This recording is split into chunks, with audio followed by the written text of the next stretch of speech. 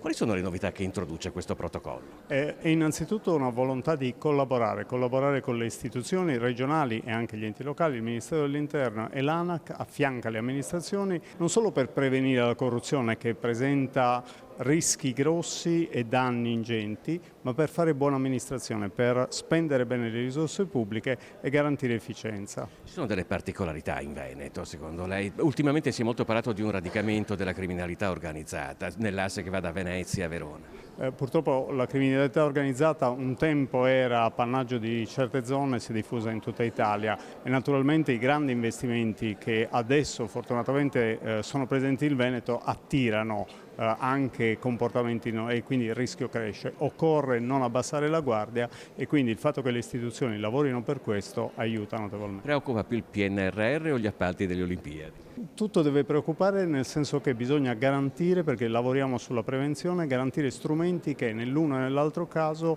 prevengano i rischi e allo stesso tempo garantiscano efficienza.